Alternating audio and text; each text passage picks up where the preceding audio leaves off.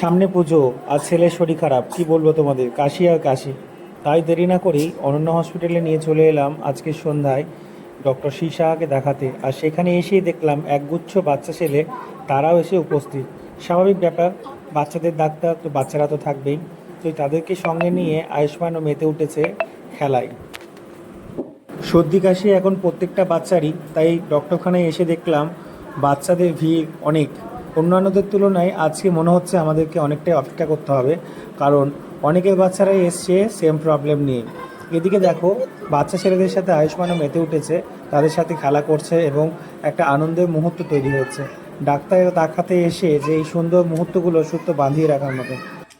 এখানে কিন্তু কেউ কাউকে চেনে না, কেউ কারোর প্রতিবেশী নয়, অথচ তারা কিন্তু ডাক্তারখানায় এসে একে অপরের সাথে সমস্ত কিছু ভুলে গিয়ে আনন্দে মেতে ওঠে। এটা বেশ একটা সুন্দর ছেলেবেলাকার একটা সুন্দর মুহূর্ত। দেখতে দেখতে ঘড়ির কাঁটা অনেকটাই পেরিয়ে গেল, 1 ঘন্টার কাছাকাছি আমরা বসে আছি, এখনও পর্যন্ত আয়ুষ্মানের ডাক কিন্তু এলো না। এদিকে আয়ুষ্মানও কিন্তু প্রচণ্ড দুষ্টুমি করতে শুরু করে দিয়েছে বাচ্চাদের সাথে।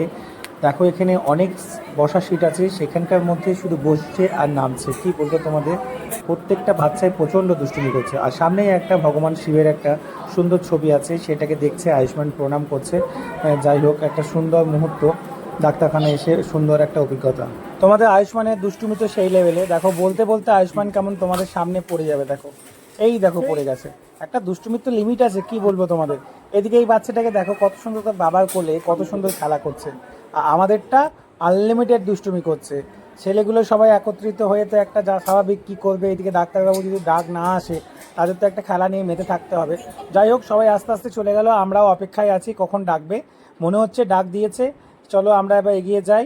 এই যে আয়ুষ্মানের মা বসে আছে, চলো আমরাও এগিয়ে যাই, দেখি ডাক্তার আঙ্কেল কি বলে আমাদেরকে। সেই নিয়ে আমি একটু চিন্তায় আছি। চলো আমরা এগিয়ে যাই, তোমরাও। ভিতরে গিয়েই প্রথমে মেপে নেওয়া হলো আয়ুষ্মানের উচ্চতা কত। তারপরে আয়ুষ্মান আর থাকতে পারছে না, ডাক্তার আঙ্কেলের কাছে যাবে, কারণ ডক্টর আঙ্কেল আয়ুষ্মানকে খুবই ভালোবাসে। এই যে ধরো হাত ধরে টানাটানি করছে, মা চলো বাবা চলো, মানে কি বলবো তোমাদের, শুধু ডাক্তার আঙ্কেলের কাছে যাব। যাই হোক, ডাক্তারকে দেখানো হলো শেষমেশ, এবং ডাক্তার আঙ্কেল বললো ভয়ের কিছু নেই, এখন এই জ্বরটা সিজন চেঞ্জের পালা। চলো আমরা বাড়ি যাই, অনেক রাত হয়ে গেছে, প্রায় ঘড়িতে বাজে 9:30। চলো আজকের মতন টাটা, শুভরাত্রি, ভালো থেকো।